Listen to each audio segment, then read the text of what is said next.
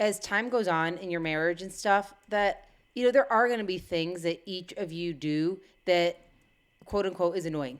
You know what I mean? Like, it's just part of life, right? But it's like, don't dwell on those things.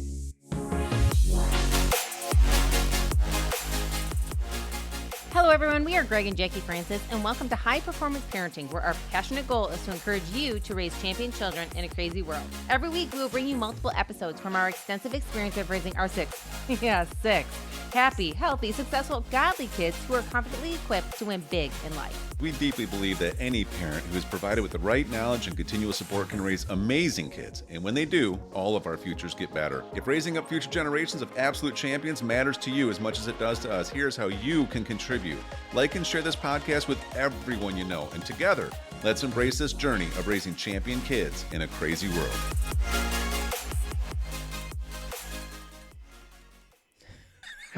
We're back.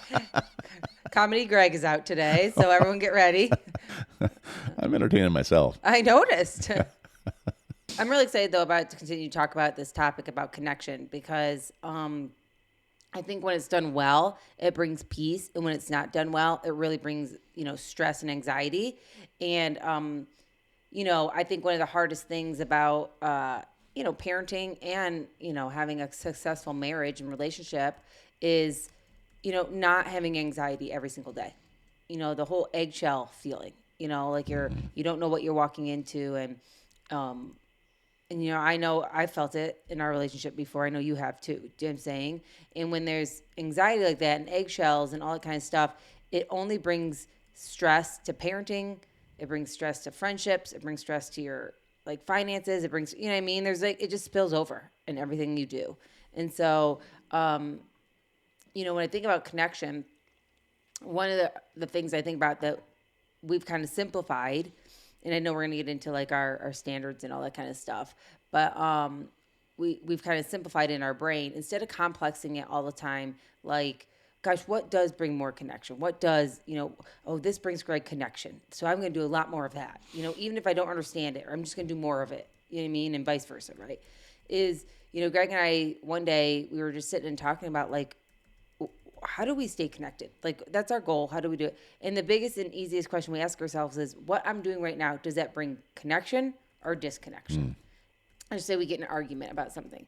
If we talk to each other in a calm, respectful way, that can bring connection. But if you start raising your voice and yelling about something, obviously that's going to bring disconnection, right? And so something like that. In particular, this is great that we're bringing this up because, right. One thing is, as you and I both know, but the audience may not, is if you want to get good answers from your own brain or from each other, you have to ask great questions, right? Because a lot of times what a question can be asked is, the question could be, why are we so disconnected? And okay, so that's not a bad question because you probably got to figure something out. Or it could be, why is our marriage just a mess? But your brain will go into all these arguments now about why to back up what you just asked. I love what you're saying. You ask the positive question. Okay, what does create connection between the two of us? What does create it? And then you take a deeper level in that. And, the question you just said is okay, what makes you feel more disconnected from me? And like you just mentioned, when we get in an argument, this is one that we've worked through, right?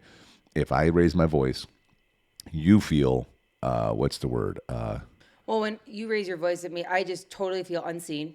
And I feel like you're disrespecting me, and there you go, disrespected. That was the word. You just don't care. Yeah. Why do you think you can yell at me with that level? Right. I'm tapping out. Right. And what's interesting is when you raise your voice towards me, I honestly don't feel that. I don't feel the level of it like you do. Neither way is right or wrong. No, it's just but it's just an understanding. Because otherwise, because it doesn't really make it isn't a big deal to me if we get heated in something and you raise your voice. I don't think about it. I just think it was just an argument. But you interpret it different, and that's okay. But it's just important for me to understand that. Well, right? Yeah, because for a long time you didn't. You'd be stop worrying about how I'm saying it. I'm you don't understand. How you say it matters even more than what you're saying right now. Which would make me want to get louder. Right. Which means we're working on it. I tapped out even more. I know. Anyways, We don't want to get in a fight here, okay? So It'd probably be our most popular episode. Let's not practice what we're preaching right here live. Okay, that's when we're gonna have a glitch in the. We can do some doozies. It'd probably be pretty high level entertainment. Yeah, the people editing this will be like, "Do we edit that? What do we do with that episode?" Yeah. Well, and then so like that's the thing. So here's a practical thing for everybody. Can you say, okay, we have a goal of trying to be more connected. You can call it whatever you want to call it. We want our relationship to be stronger. We want to go deeper with each other, and we want to keep improving in that way. So, what are some things that make you feel less connected to me? And like that's one for you.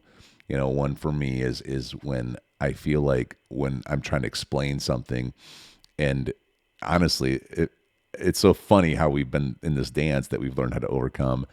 And if I don't explain it in a right way, I feel like then you just shut down and don't listen to it. So then I start trying to say it in like 10 different ways, which now you're totally shut down and I'm getting more annoyed. Right. And so for me, I need to feel heard.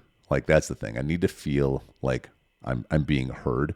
And you and I have really worked on this even in the last year or so. We've really come up with some ways that actually we accomplish this now. And it has really brought us a lot closer, wouldn't you say? Yeah, I would say. I mean, definitely simple ways to show connection. And then I think more than anything, when you see somebody doing it, acknowledging it. Do you know what I mean? Like, I think that's one of the biggest things. You know what I mean? Like, not that you need a pat on your back every time you do something to connect with your spouse. That's not the case. But you do if it's something you're working on, if it's your season of working on. Like right now, we're not necessarily working on, making sure that we spend quality time together. We do a lot of that. That seems to come easy for us. You know what I mean? We know our connection time at night. We get our connection time during the week. So quality time for us is not an area that we're overly working on. So we don't need to pat ourselves on the back with it. It's working out well. Do you know what I'm saying? At one point we had to, like, we're really proud of ourselves. Look at us. We're taking time to do this stuff together. Let's, you know what I mean? But an area for us last year was connection, specifically with honoring and respect to that. Do you know what I mean?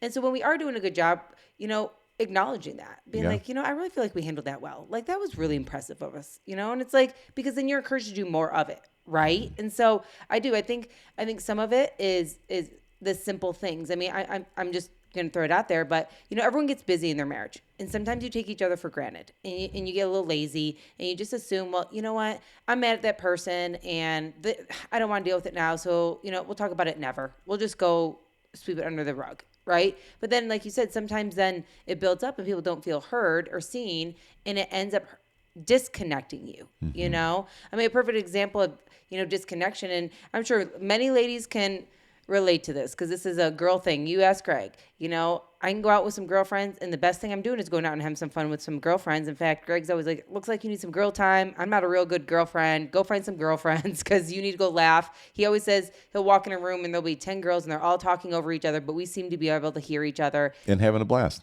And to him, he's like, oh my gosh. And I walk in, I'm like, oh, wow, I'm going to go the other way. Yeah.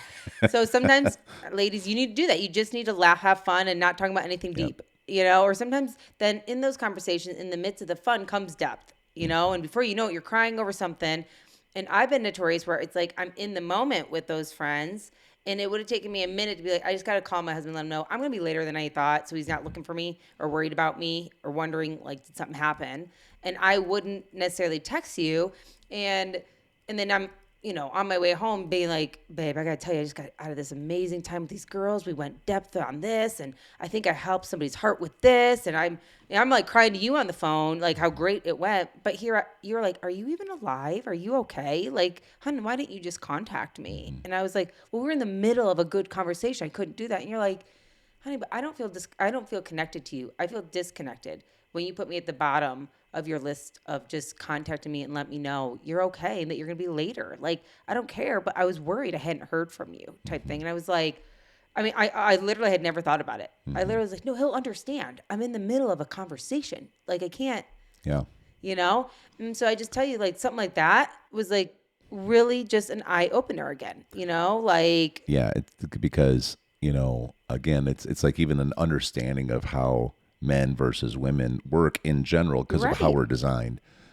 I have, and we had this conversation actually, like I explained to you, I said, I know that this may not be the first thing that you would go to, but it's the way that I'm wired. It's the way that God designed me. I am designed to protect you. So it's on my mind, probably a multiple of 10 over what you would even consider it is. Right. So I am not at all bothered that you're having fun and you want to stay longer. It's just you told me you're going to be home at a certain time. And now that you're not home, my brain's going into how do I go help her? What happened? Yeah. Has she broken down somewhere? What do I need to do? Like what's happening? Yeah. No communication. Yeah. And so anyways, but it's a good It's thing. an example Yeah. of like, again, like it was a disconnection. Yeah. And so I say all that because sometimes these conversations, when he explained that to me, I'm like, what? Like, I'm totally fine. Like, I would call you if I needed you. You know what I mean? Yeah. You're like, okay, but because I didn't know it was happening. And so my brain went to, I don't know what's going on and Yeah. stuff. And so it was just good. And I think if you're working on connection, especially in your marriage, it feels so healthy to say to each other again, like, I want to be connected to you. You know, maybe in this area I didn't do it well. I want to fix that. So I will go above and beyond right now because I understand where we're at. You know what I mean? And I think the same thing is even for you. You know, there's areas that like, you know, matter to me. I feel more connected to you when you do them. Do you know what I mean? You're like, okay, maybe it doesn't resonate in your brain or but because you love me, you're like, I love doing that. You know what I mean? It's just a shift in the brain. Right. So just some general things I wrote down about what creates disconnection. And they're That's a good simple, one. but they're practical things. One, it could be one of you in that relationship doesn't like the whole raising the voice thing or the way that you communicate something when you're upset. There's strategies for being able to take a break and actually come back and actually be in a posture of explaining what is really going on in a calm way, and the other person needs to listen, right? That's what I was going to say. The other part is like somebody really listening when you have an issue. You know, you're not coming to bellyache, you're coming to actually solve. You know, you're coming with an intention of, you know, our marriage matters and I want to be connected to you, so we need to talk this through. And when the one person is actually doing that, the other person is actually listening to try to hear it from their perspective versus just trying to build a court case as their own defense. Because you have to like intentionally do that. My brain instantly goes into building the court case, right? It's just the way I am. And so I have to sit there and really like I have to like fight through it, honestly. But you see, that's part of like my responsibility for the goal of our connection, right? Another one is that I wrote down that I think probably in general people could deal with that creates disconnection is when the couple when a spouse puts other things above them. In other words, for me, I can go in the mode of putting work above you. Like, I got to get this thing done, this thing over here. I had to serve these people. I had to go do this. I had to do this. By the way, it's like I put you really secondary in those modes. You know, I think a lot of high achieving guys probably do that. And then also like even for you, one of the things we had to work out was you not putting the kids above me. You know, well, it's like, it's our responsibility. We have to take care of these little kids and they need me and they need this and they need this and they need this. And we're their people. I know, but I need you first. Right. And so like we've had to work all this stuff out, but I'm just saying this in general for people out there, because I don't even think people realize they do this sometimes. Yeah. And I don't even think they even realize how much they're sitting there and quietly becoming more disconnected, and they're feeling it, but they don't even know how to say it. Right. I couldn't agree more. And I mean, just to, kind of wrap it up and stuff like that, I will just tell you a couple of things too, is, really like understanding, like, as time goes on in your marriage and stuff, that, there are going to be things that each of you do that quote unquote is annoying. You know what I mean? Like, it's just part of life. Right. But it's like, don't dwell on those things. I heard, somebody the other day, it was actually kind of sad, kind of disrespecting her husband, kind of making fun of the fact that he snores so bad at night that she tells him to move to the other bedroom. And my first reaction was like, is he okay? Because if he's snoring that bad, like, have you ever gotten that checked out? Because it's something like, I'm thinking, oh my gosh, if you're snoring that bad, sometimes people actually have some nasal issues. You know what I mean? Like, and then number two, I was like, well, that's really harsh, because like, what? Like, you don't sleep all night in the same room? Like, what? You know what I mean? That just felt so like, wow, when did it turn into like, the joy of getting married and like we get to be like roommates and like in a positive way, not like college roommates, but like we get to be best friends, living our life and and into where I'm annoyed, so can you go sleep somewhere else? And I thought, how much disconnection does that bring? You know what I mean? How much, like just not feeling seen, not feeling loved, there's things I'm sure I do at bed, that, I, whatever, I don't know. I don't know if I snore. I feel like I don't, but maybe I do. I'll tell you one thing Greg has done is sleep talk in the middle of the night and scare me crazy sometimes. And like, those are the things you don't know are going to happen until they start happening. Right. But it's like, to us, we've kind of gotten to the point where we laugh about those little episodes. You know what I mean? There are little things that happen, right? In our home between you and me. Right. And instead of being like, okay, I think he's going to be sleep talking tonight. I think I better go sleep somewhere else. I'm just like, hey babe, I'm putting a, pillow on my side. So if you wake up trying to scare me in the middle of the night, I'm going to hit you with the pillow. You know what I mean? Like, you just kind of make kind of fun of the little crazy scenario. Right. But it brings connection instead of disconnection is what I'm trying to say. Mm-hmm. You know what I mean? Or I've seen people be like, oh yeah, my husband, or my wife, she does this every time she comes to bed. It's stressful because of this. I'm like, okay, but that's your person. That's your little scenario. Mm-hmm. And it's like learning to like those things and not, actually connect with them versus not, I think is part of what makes marriage beautiful. So what you're saying is disconnection happens if I'm snoring and you plug my nose. I wouldn't put it past me, but I would do it. Sometimes I wake up and that was weird. Why did I wake up so abruptly like I couldn't breathe? What's going on, babe? You're over there like, I don't know, you okay? Hey everyone, thanks for listening and thanks for your love and support. We hope that today's episode added tremendous value to you and your family. It would mean so much to us if you would partner with us on our mission of helping parents around the globe raise champion children in this crazy world. To do so, simply take a moment to like and share this podcast with everyone in your network. See you next time.